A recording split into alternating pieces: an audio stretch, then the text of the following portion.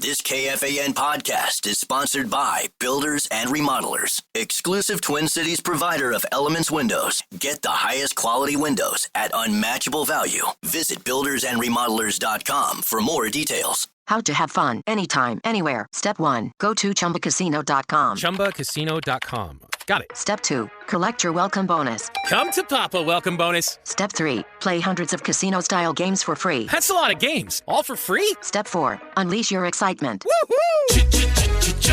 Chumba Casino has been delivering thrills for over a decade. So claim your free welcome bonus now and live the Chumba life. Visit ChumbaCasino.com. No purchase necessary. VGW Group. Void where prohibited by law. 21 plus. Terms and conditions apply. My name is Desiree, and I'm a first-generation college student. I'm Zach. I'm undecided in my major, and I'm a catcher. This message was sent to you. $500 down the toilet along with your performance. You are worthless. Get the hell off the field before you lose me any more money, you sorry This is wrong. I'm more than a bet. Stop harassing college athletes over a bet. Learn more at morethanabet.org.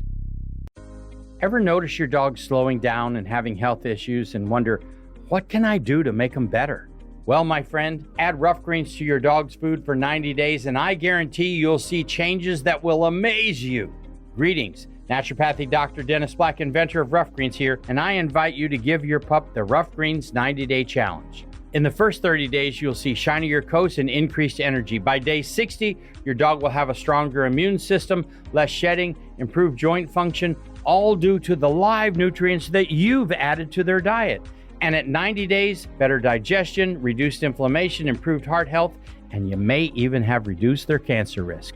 Fetch your dog a free Jumpstart trial bag today. Go to tryroughgreens.com. Use promo code TRYROUGH. That's TRYRUFF. Go to tryroughgreens.com. Use promo code TRYROUGH. You discover the shipping. You don't have to change your dog's food to improve your dog's health. Just add a scoop of Rough Greens. Elevate your 4th this year with $100 to Fireworks Forever. You can check out our contest page for your chance to win a $100 Fireworks Forever gift card to stock up for the 4th. KFAN.com, keyword contest center. Just reminded me with that vibe, I have to return a text message to a buddy of mine that invited me over to his lake for July 4th. I have to do that. So, really excited for that. Really good show so far. Nico Sturm still to come. Bill Guerin still to come. Joe Smith, also my partner at The Athletic. He'll be coming in for the final hour of the show in studio. But my next guest, so I go to a cigar bar the other night with Steve Levy and Chris Johnston and Kevin Weeks and a bunch of guys during the Stanley Cup final. And in comes Steve Levy wearing a hat that said The Port. And the Port happens to be owned by my next guest. He is the Director of Amateur Scouting and Restaurateur, Judd Brackett. Judd, how are you? I'm great. How are you? Quite the intro. We're only probably a couple weeks away. Steve tends to make a visit July 4th to the Port. Yeah, he walks in this bar, and I look at him. I'm like, oh my god! And I'm like, I got to take a picture of that hat and send it to you.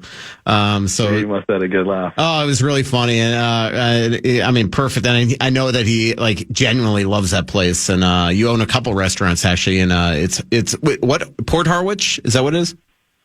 We're Harwich Port, and then obviously play on the location there with the name of the restaurant being the Port. Yes, and if you've never read my article, I did a feature on Judd at the Port, and all you got to do is Google that. And it was one of my favorite articles I've written at The Athletic, certainly about you.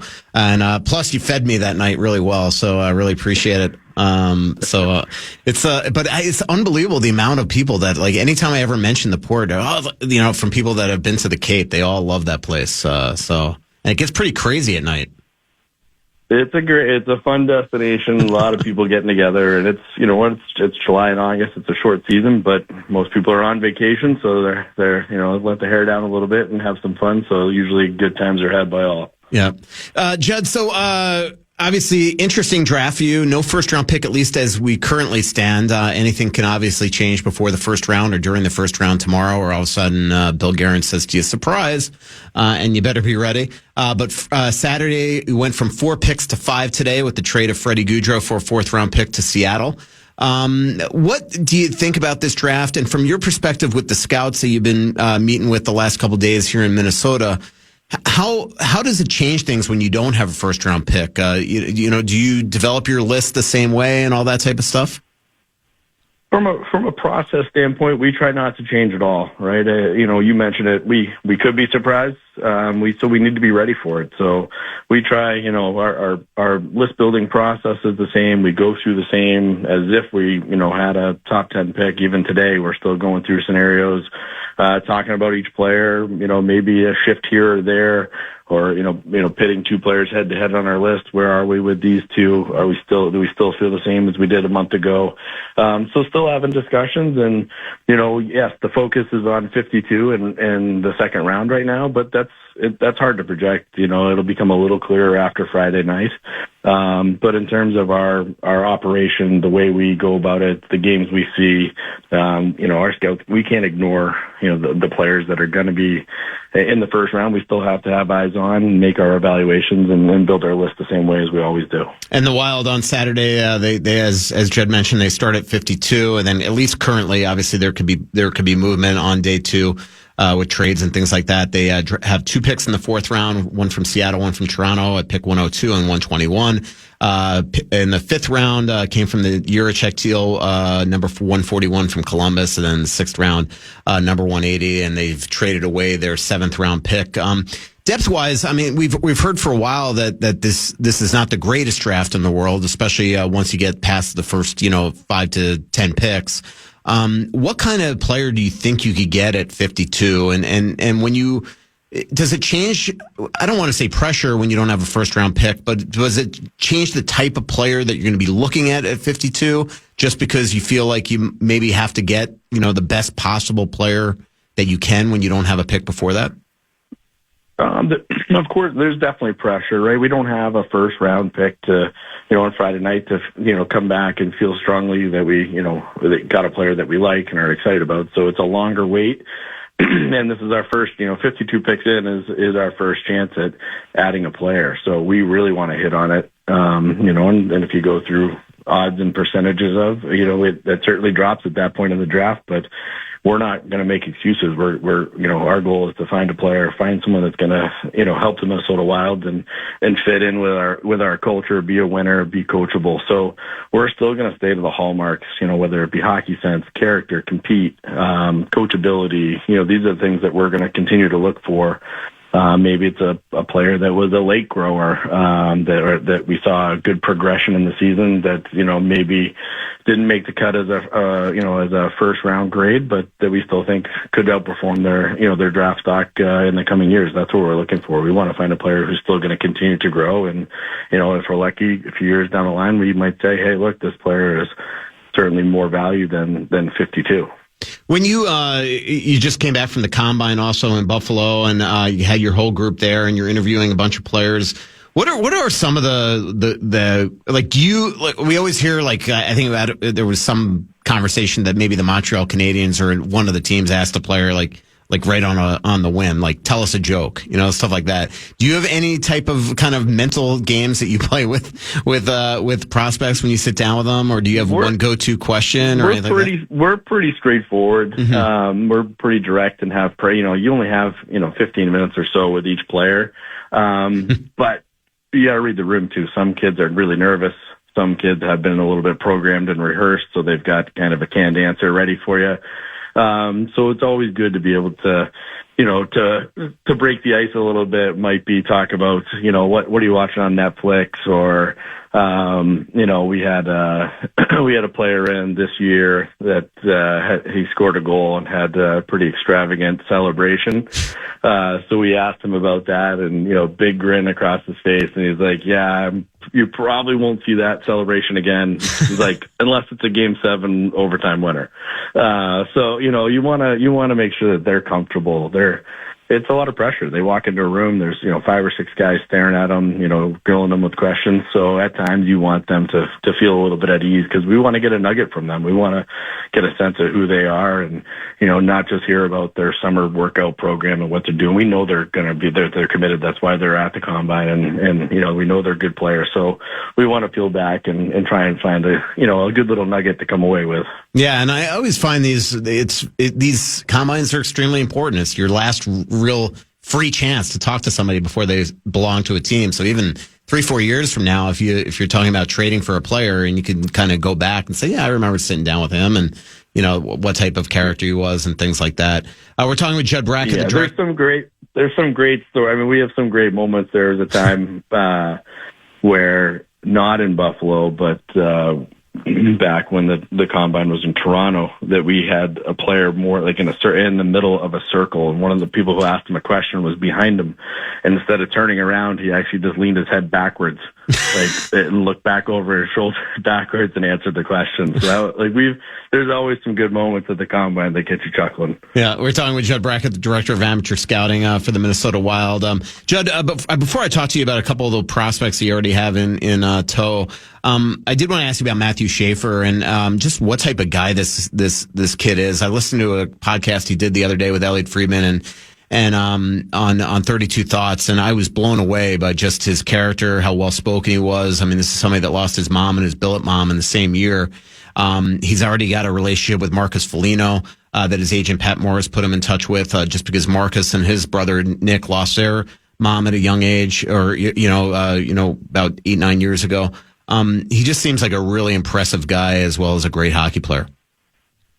100%. He's as impressive off the ice as he is on. I mean, and I think that's also, we're not up at that stage of the draft, but I think given how many games missed this year, I think part of why teams are still so confident in him as a player is also because they're as confident in the person. He's been through a lot.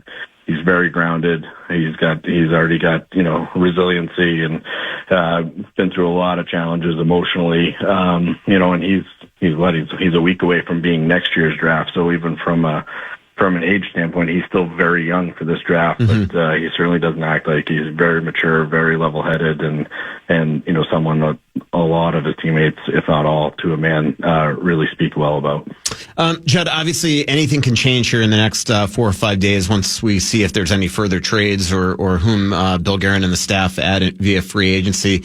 But right now, when I put together the cap space, I'm including roster hopefuls like Liam Ogren and Boyum and Juracek and who I know you didn't draft, but obviously you were part of that trade. Volstead, Urov from being on the opening night roster.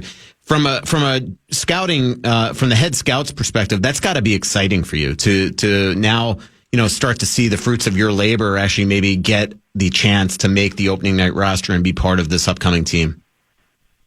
Absolutely. I mean, as a staff, as an amateur staff, as a development staff, as a whole, we're very excited. These guys have, it's one thing to identify them on draft day, but to have them continue to develop and put themselves in a position where they might be ready. A lot of this comes back to them. They have to continue to develop post-draft. And then when they got to come here and be ready for camp and assert themselves, and sometimes that might even be, taking someone else's job. So, I think it's, Ogren had a little taste this year. For Europe, he's just coming over. Wallstead's been around and seen some of how the operation is. And I think he's a highly motivated guy and looking to have a big rebound season. So, it's really exciting. It takes time. The draft takes time. This is what, we envisioned when we drafted these players. We say it all the time. It's not how fast that they get there. It's the impact that they have on the team. So we want these players to be ready and have a chance to be impactful when they are playing for the big team. So if they need some more seasoning, that's okay too. Mm-hmm. We just want when the time comes that they can actually be the players that we envision them to be on draft day. Without a doubt. And just last one for you. You mentioned Urov, and he is one person that I really get the impression if he is going to come over to North America, which we know he is, he's coming over, he's going to work out in Connecticut before training camp and things like that he's going to probably be in Minnesota and not spend much time, if any, in Iowa. What can we expect from a 21-year-old highly touted kid but has never been out of Russia to play North American pro hockey? What can we expect from somebody like that in his first year in the NHL? Obviously, a lot depends where he is in the lineup, Judd. We both know that. If he's second line compared to fourth line, it changes things. But what do you expect from him right off the hop? You know what? I mean, I think what you'll notice right away is the hockey sense, the pace he plays with. He's got a nose for the net with a really good release. And he can insert himself in all three zones. He's a very detailed two-way player. So that, there's always there's a backup game, maybe if we're still adjusting to pace and trying to find how to get into scoring areas. We're talking about the National Hockey League. So there's always an adjustment. And you got to remember too, for Yurov specifically, he's coming to North America. This is language. This is, food, living on your own. There are a lot of other nuances that he is also going to be going through while trying to adjust to, playing in a smaller rink with less room. So there's always a bit of a learning curve, but this is a player who has continued to excel against older competition, has a winning pedigree, and someone that we thought very highly of in his draft year. Well, Judd, really appreciate it. Rumor has it, by the way, Billy's having the staff out to his home tonight. Oh, I don't know if I can confirm that. But yes, I do have to hurry up and get on the make sure you don't spill anything. Make sure that would be embarrassing. I remember I walked into the Panthers owner's home once in Vail, Colorado, and I grabbed a Diet Coke and it fell right out of my hand right onto his hardwood floors within a second of being there. So you don't want to do that. Just walk right back out. Exactly. It was mortifying. So just make sure you don't do that. But well, enjoy your night. We'll be talking to you tomorrow night. Hopefully there's something of newsworthy. Otherwise, we'll definitely speak to you Saturday. All right, fantastic. That is Judd Brackett, the Director of Amateur Scouting for the Minnesota Wild. And when we come back, we're going to turn our attention to the NBA, the Minnesota Timberwolves, and another partner of mine at the Athletic, Johnny Athletic, John Krasinski. We'll be back on The Fan. Before we go, the Fan and BigTech.com. I'm going to give you a shot to win bonus bucks, the National Cash Contest. Head to KFAN.com. The keyword is check for this hour. Keyword check, KFAN.com. Keyword. Hey, it's Ryan Reynolds here from Mint Mobile. Now, I was looking for fun ways to tell you that Mint's offer of unlimited premium wireless for $15 a month is back.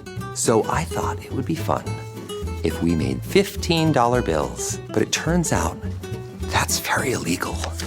So there goes my big idea for the commercial. Give it a try at mintmobile.com/switch. Upfront payment of $45 for 3-month plan, equivalent to $15 per month required. New customer offer for first 3 months only. Speed slow after 35 gigabytes if network's busy. Taxes and fees extra. See mintmobile.com. My name is Desiree, and I'm a first-generation college student. I'm Zach. I'm undecided in my major, and I'm a catcher. This message was sent to you. $500 down the toilet along with your performance. You are worthless. Get the hell off the field before you lose me any more money, you sorry This is wrong. I'm more than a bet. Stop harassing college athletes over a bet. Learn more at morethanabet.org. Ever notice your dog slowing down and having health issues and wonder, what can I do to make them better? Well, my friend, add Rough Greens to your dog's food for 90 days and I guarantee you'll see changes that will amaze you. Greetings. Naturopathic Dr. Dennis Black, inventor of Rough Greens here, and I invite you to give your pup the Rough Greens 90-day challenge. In the first 30 days, you'll see shinier coats and increased energy. By day 60, your dog will have a stronger immune system, less shedding, improved joint function, all due to the live nutrients that you've added to their diet. And at 90 days, better digestion, reduced inflammation, improved heart health, and you may even have reduced their cancer risk. Fetch your dog a free Jumpstart trial bag today. Go to tryroughgreens.com. Use promo code TRYROUGH. That's TRYRUFF. Go to tryroughgreens.com. Use promo code TRYROUGH. You discover the shipping. You don't have to change your dog's food to improve your dog's health. Just add a scoop of Rough Greens. Chan. It's time for Johnny Athletic. Johnny Athletic. Johnny Athletic, and he's on the Dan Barreiro right now. Johnny Athletic missed a great dinner last night at the Cabana Club. Why weren't you there? Amazing. Why weren't you there? Yeah, I mean, it just the people who organized it forgot about a little thing called the NBA draft. It's just it's funny how that works. But we were joking. We were joking that you could have done it right from the table. Like, we were joking that you could do it. Like, we watched the pick come through, and we were already done like a half hour, so you could have just done it right there. That would have been very good company. Yeah. Just sitting there right on my laptop, plucking away. I would have liked to have been there, but, the next time they come through, I'll hopefully take advantage and get a free meal out of it. Yeah.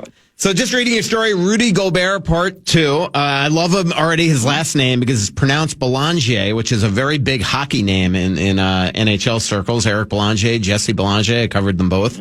But tell us about Rudy, part 2. And did the pick catch you by surprise, or it makes sense? It caught me a little bit by surprise, but it makes a ton of sense. So it's kind of both of those things. I knew that they were considering they wanted a big guy, and I knew that they were looking at several of them. And when it came up that they were on the clock, there's a guy from Georgetown, Thomas Sorber, that went just a few picks before them. So I knew that I'll just call him Johan. It's a little easier to say his first name. Johan was in the mix.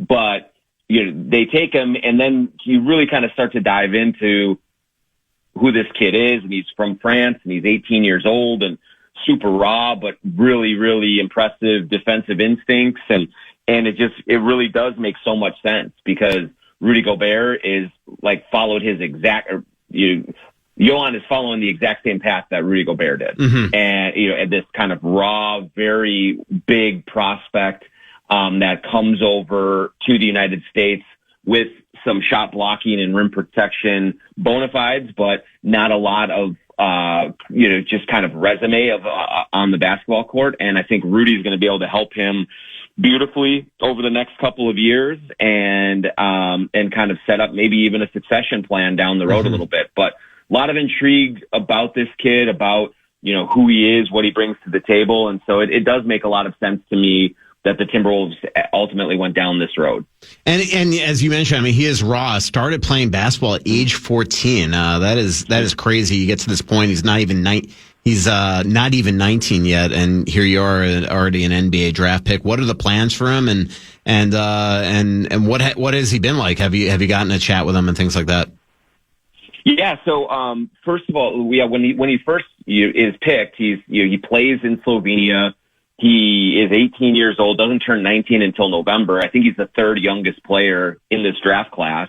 And so my initial reaction was, well, they'll probably just keep him over in Europe for a year and let him, kind of go through that a little bit more, let him just kind of grow into his body and then maybe come over in a year.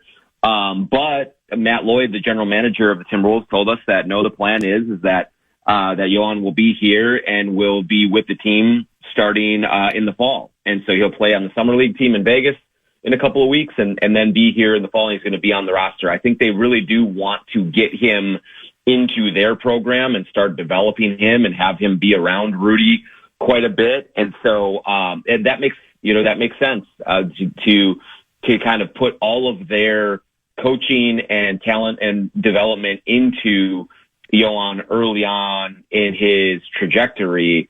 Because if you look at the history of the Timberwolves here over the last 5 or 6 years, they've taken players like Naz Reid and Jaden McDaniels and, even put Anthony Edwards in that mix or Nickeil Alexander-Walker and just really helped guys improve dramatically in their all-around games, when they're in the Timberwolves system. And so getting Johan in here, getting him acclimated, and then just starting to, as Matt Lloyd said, to really just mold this ball of clay, I think they're really excited about that. It may take a little time for him to be an on-court player, but I do think that he gives them some depth behind Gobert, and he gives them just kind of a project to keep working on over these next couple of years. And then maybe when it's time for Rudy to kind of age out, hopefully he'll be ready to go and kind of slot into that spot. So what's next for the Wolves? Obviously, draft continues tonight. They're going to be looking at the trade market. They got the second round pick, and what other possibilities are out there? Yeah, Michael, they're in the best position that you can be in tonight for the second round. They have the first pick of the second round, number 31 overall, and a lot of times, especially since the draft went to 2 days, and you have the first round on day one on Wednesday and then the second round on Thursday, it allows other teams to get really, really excited about players who are still on the board. And so a lot of times you'll hear teams really try to kind of, just bid up and send all sorts of offers toward a team like the Timberwolves who are in this first spot to try and get up and get whatever player that they want. So I've been told that the Wolves do have a couple of guys that they really like that are still there. And so they'll consider that, but I think they're also going to weigh that against whatever offers they get from on the open market. And I think the action has been pretty robust in terms of the amount of offers and that they're fielding for trades. And so if they can, pick up a future first round pick or, even several, future second round picks, I think they'll really consider that, just given that they have a team that doesn't have a whole lot of more room for young players on it right now. They're really well stocked. And so unless they just absolutely love, say, like a Rasheed Fleming from St. Joseph's or a Ryan Kalkbrenner from Creighton or someone like that, I think that they're really going to think hard about trading that pick and like just building up some future assets and then going from there. We're talking with Johnny Athletic, John Krasinski from The Athletic, my partner here in the Twin Cities with a bunch of other great writers. Why doesn't Kevin Durant like us, man? The guy did not want to come to Minnesota. Like, how is that possible? Yeah, it's weird, Russo, because I can tell you that most of the Timberwolves people in decision-making positions are equally confused because they had extensive talks with the Phoenix Suns in February about, possibly bringing him in, possibly trading for Kevin Durant. And at that time, they received indications from Durant's camp that, he would be open to something like this, that he would at least consider it. And if they can pull off of a deal, he'd come and play for Minnesota. And so something happened in the last several months to change that. And we don't really know. There's been speculation about, is it something like, he's would rather be in Texas because they don't have state taxes or because it's warmer weather down there or things like that. There may have also been a concern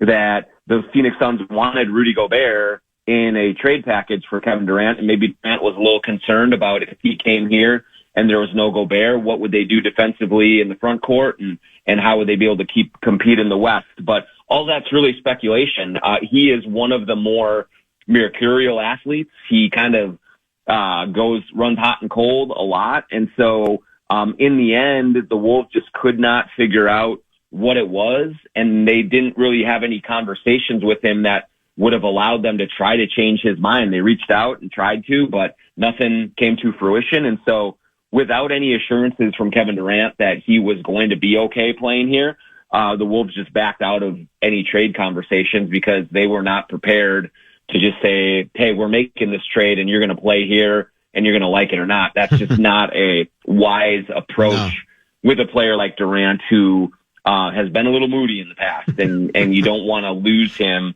on the front end of things. It can go really poorly. So I don't know. Hopefully sometime, maybe when they play the Rockets in the regular season coming up, we can ask Durant about it and maybe he'll get into it. But it's a head scratcher and a mystery around here with the Timberwolves as well. Well, sayonara. If you don't want to be one of us, we don't want you. That's right. By the way, I love the word mercurial. It reminds me, every time I hear that word, it reminds me of Manny Fernandez. I once described that. I used that word to describe him in print, and he came up to me the next day and he goes, 1, what does this mean? And 2, why'd you call me it? And I'm like, for this exact reason? You're a moody SOB.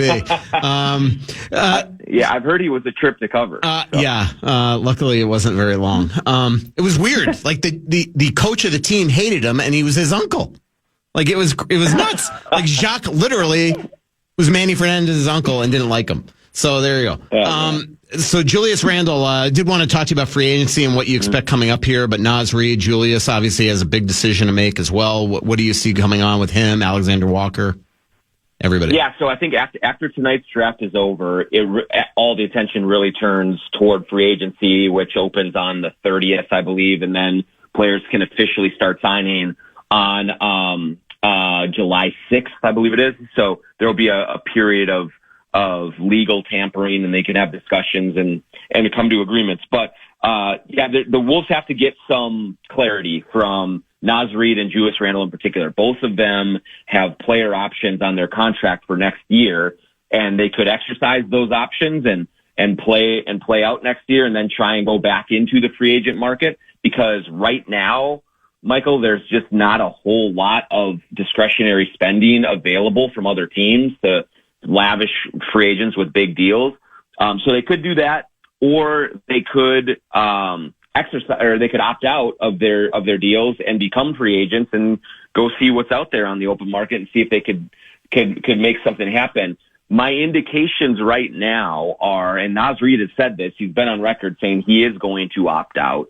I do think that there are several teams that are interested in him, but I do believe also that the Timberwolves are very confident that they can come to some sort of arrangement agreement, whether he does opt in and stay here and they extend a contract off of that, whether he opts out and they extend him, they give him a new deal.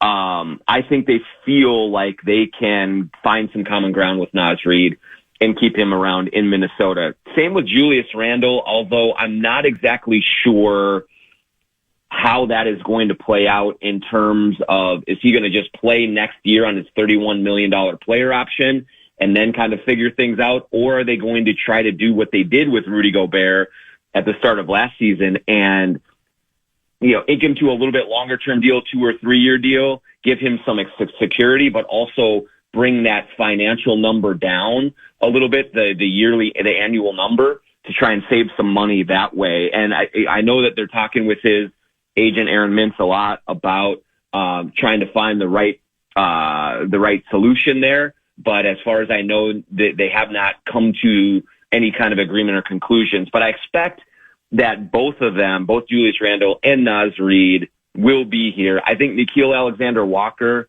is probably going to price himself out of Minnesota. I think there are other teams with enough money to give him that it would make it disadvantageous financially for the Wolves to keep him, and the Wolves have a couple of young guys that they feel like might be ready for bigger roles and could kind of step into some of those minutes that Nickeil vacates. So he would be a big loss, but I just think that looking at the chessboard and how it all works out, that's probably the way it's going to go there. Well, John, I appreciate it. But every time I hear you talk like that, I do. I'm just glad that I covered the NHL, because everything is so easy when it comes to contracts. Like there's no opt-outs, opt-ins, this, and like it's so much easier in a hard cap world. I don't know if it's the greatest for the players, but that's just the way it works in the NHL. By the way, I didn't get to talk to Johnny about this, but if you didn't read his story where he sat down with Alex Rodriguez and Mark Lahr, definitely check that out. That was in yesterday's Athletic. You just go right to the Timberwolves page on our website and you can read it. Fantastic job on that. And Johnny, appreciate it. Next time we do one of these athletic dinners, I expect you there. I can't wait. Just don't do it on draft night or like game 1 of the first round of the playoffs, and I'll be there. Yeah, it was not the greatest timing, but that's the way it works. But we missed you. All right. Thanks, Russo. That is John Krasinski. You can follow him on Twitter at John Krasinski. Really appreciate it. When we come back, we still got Bill Guerin to come, and we still have Joe Smith in studio for the final hour of the show. But one player that has left Minnesota and has won 2 Stanley Cups since, most recently last week with the Florida Panthers, is Nico Sturm. He is going to be an unrestricted free agent when we come back. Nico Sturm. We'll be right back here on The Fan. My name is Desiree, and I'm a first-generation college student. I'm Zach. I'm undecided in my major, and I'm a catcher. This message was sent to you. $500 down the toilet along with your performance. You are worthless. Get the hell off the field before you lose me any more money you saw in This is wrong. I'm more than a bet. Stop harassing college athletes over a bet. Learn more at morethanabet.org. Ever notice your dog slowing down and having health issues and wonder, what can I do to make them better? Well, my friend, add Rough Greens to your dog's food for 90 days, and I guarantee you'll see changes that will amaze you. Greetings. Naturopathic Dr. Dennis Black, inventor of Rough Greens here, and I invite you to give your pup the Rough Greens 90-day challenge. In the first 30 days, you'll see shinier coats and increased energy. By day 60, your dog will have a stronger immune system, less shedding, improved joint function, all due to the live nutrients that you've added to their diet. And at 90 days, better digestion, reduced inflammation, improved heart health, and you may even have reduced their cancer risk. Fetch your dog a free Jumpstart trial bag today. Go to tryroughgreens.com. Use promo code TRYROUGH. That's TRYRUFF. Go to tryroughgreens.com. Use promo code TRYROUGH. You discover the shipping. You don't have to change your dog's food to improve your dog's health. Just add a scoop of Rough Greens. Get ready for a Friday night showdown. Your Minnesota Lynx take on the Atlanta Dream tomorrow night. Tip off at 6:30. Catch every play, every bucket, every big moment right here on The Fan, or as always on the Lynx station on the free iHeartRadio app. Bill Guerin and Joe Smith still to come. This is Michael Russo from The Athletic. Final hour and a half, 2 hours of the show. I don't even know. I think we're going to 6:30 tonight. But my next guest, it's got to be one of the biggest college free agent success stories in like NHL history. He was highly sought by so many teams when he was a stud at Clarkson. It's hard to believe that was 7 years ago when the Minnesota Wild won that battle. He played here for 4 or 5 years. Was traded by the Wild, and ever since, he's won only 2 Stanley Cups with the Colorado Avalanche and most recently the Florida Panthers. I'm talking, of course, about Nico Sturm. And Nico, have you come back down to earth? I saw some pictures of you at the parade, and it looked like you were having some fun there. Yeah, thanks for having me on. It was great. The parade for me is always the best part. But my fiance and I actually were out in San Jose right now for a day or two packing because I still have my apartment there, and the place right now looks like a bomb hit. So, that's the way to come back to earth for sure. And we'll obviously talk about free agency in just a minute. But Nico, what was the whole experience like? I mean, obviously you're traded by San Jose to Florida. You got off to a really good start there. You played 8 games in the playoffs, but the team was so deep and suddenly everybody was healthy. It really was a playoff run where it was crazy how nobody got hurt. So you at times had to take a periphery out, be on the periphery. But what was the whole experience like with them? Yeah, it was incredible. I mean, the day I got traded, Bill Zito called me, and the first thing he said, I don't want you to be worried about anything. I just want you to have fun. And Paul Maurice in our first conversation said, I don't give a F about your hands or how many assists or goals you score. I just want you to play the game. You always play the right way, the hard way, and everything else will take care of. So, there was never had to worry about anything else except doing what I was brought there to do. And then obviously the depth of the team. I mean, it was absolutely incredible. We were lucky. No big injuries to our playoffs, but we did have occasions where I'm trying to think. We started playoffs out with Ekblad still suspended, 2 games, I believe. Reinhardt was hurt. I think in the Carolina series, Greer got hurt. So I think, looking back at both those runs with Colorado and Florida, the biggest comparison is the depth of the team and the ability for coaches to, supplement a player, even important players going down in the lineup without, the team totally coming off the rails. And I think that's the biggest takeaway. Have you been on or seen a team like this where it just felt like, the style that they play, it's just automatic. It's just a hard game of hockey. And it's really tough for other teams to compete with that. Yeah, it's, a very unapologetic way to play hockey. Maybe not the prettiest at times, but everybody does it on the team. And I think that is so hard to do. It doesn't matter whether it's, a guy like myself that's on the fourth line or even in and out of the lineup, or it's Sasha Barkov. There's plays to be made. When we cross the red line, we'll make it. But if there's nothing, it's a 2-on-2 or a 3-on-3. The puck goes in, and it's guys like me. We usually tend to do this anyways because we can't afford to turn pucks over. But to have the best guys on your team, almost in a stubborn way, keep playing that way, regardless of the score, and that's the other thing. We always played that way, whether we were up 1-0, whether we were down, whether it was the first game of the series or the 7th game of the series. And that is credit to, Bill Zito, Paul Maurice, and the culture that they've built there, where they have this massive core of players that just does not deviate from the way that game is played, no matter the circumstances, and it is extremely hard to do. And this might be the wrong way to put it, Nico, because maybe the personality of the team came out even more after you guys won the cup, and we saw on social media and all that stuff. So I'll get to it. But what you just said, I find to be the opposite off the ice when you're in the locker room. Like, they are the most welcoming group of players, yes. And it just seems to start with Sasha Barkov, that everybody could be themselves in that room, and they're treated the same, and there's just a way to go about your business in Florida, but you're all going to be accepted. Yes, every team, we always throw out these empty phrases in interviews sometimes, that we're all a big family here and everybody's treated equal, but you could sense it coming there my first day, that nobody's above the team, whether it's a Reinhardt or a Barkov or a Bennett or, a guy that's scratched, that's in and out of the lineup. Nobody's above the team. Everybody plays the same style. And, the team knew the identity that we had, and they just, the team just does not care what the outside thought. They called them those rats, and it's dirty, and we knew that we're always riding that fine line, but that's the way that team is constructed. That's the way the style of play works. But off the ice, everybody is included in the card games, the dinners. There's nobody ever left out. There's no little groups. There's no, we got the Europeans here, the Americans here, the first liners over here. It's always a different group that goes out together. And, you need that. You need that feeling of a player coming in at the trade deadline and immediately feeling like they're a part of it. And they've been able to create that there.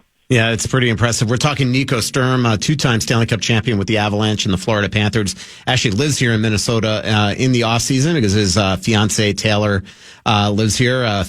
Also played at Clarkson, played for the Whitecaps, and was a professional hockey player as well. And have you picked out a date? Last time I talked to you during the Eastern Final, you said that you really haven't.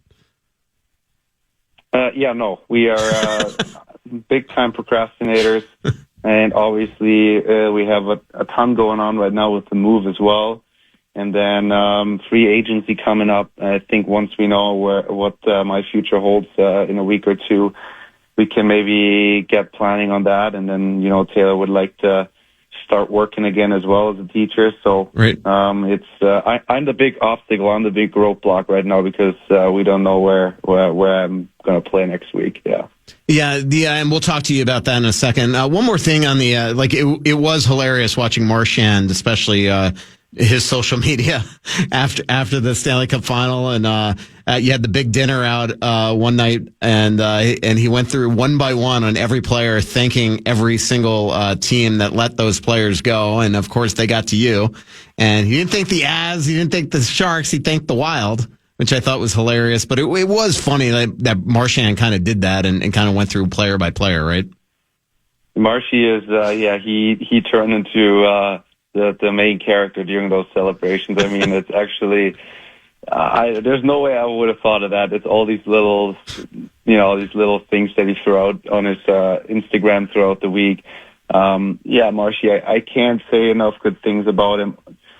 Yeah, I think the hockey part we don't even have to talk about because I think everybody saw the run that he had. I think that line with Lusterine and Lundell, I mean, they were absolutely incredible. And they were our third line, which is, in crazy. retrospective, absolutely absurd. The minutes that they ate up, the big goals that Marshy scored up off the ice. I mean, Marshy is the nicest guy. I can't say a bad word about him. And, this was the latest indicator that there are players that you just hate to play against, but that everybody loves to have on their team. I mean, I think the Panthers fans 5 months ago would have been the first ones to tell you how much they probably hate this guy, and now they hope that Billy can do everything in his power to keep him around. Yep, absolutely. A couple more for you. One of the funniest moments that you might not even be aware of during the Stanley Cup final is we were doing a press conference and somebody asked, I think it was Verhaeghe, asked about Gus Forsling, and he just blurted out, he goes, was it Verhaeghe that he goes, yeah, we really want Nico Sturm to re-sign in Florida because finally somebody could maybe, give him a run for the money in the gym for their fitness awards every training camp because Gus just cleans up every single training camp in it. I don't know if you saw that, but I mean, that is the one thing I remember when you were here. That was the one thing that was always your MO is nobody's in better fitness than you. Yeah, that's still the basis of my game, being strong in the circle, being a good skater, being first on forecheck, blocking shots, the type of game that I play, probably the body has to withstand maybe a little more than being a top 6 power play guy. So that's how my summer looks coming into camp is, hey, I got to be able to do this job until potentially the end of June. And that's why, the other thing too, I think it's just the competitive nature. I want to be the best guy at whatever I do. And, it's not on the ice, but in the gym, I can be that guy. I know that. And, if you're doing 23 pull-ups, I'm going to do 24 or 25.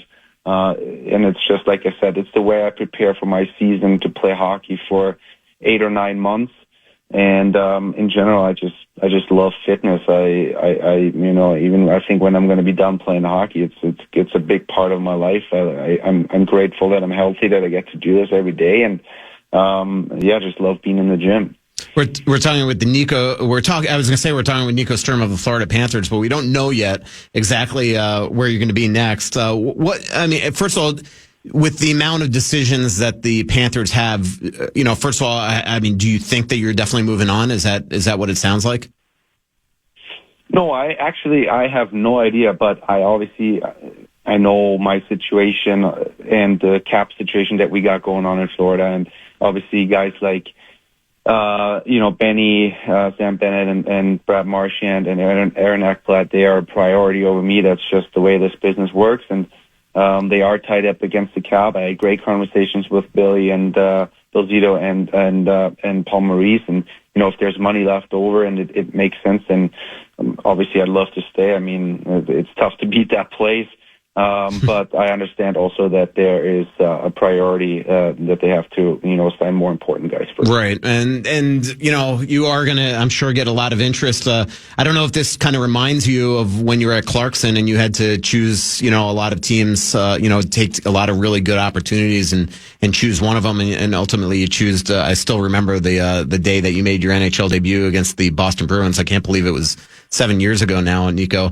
Yeah. What are going to be your biggest priorities coming up in free agency? And, I know the Minnesota Wild can't technically publicly say they're going after you until they actually could talk July 1 when you're a free agent and not with another team.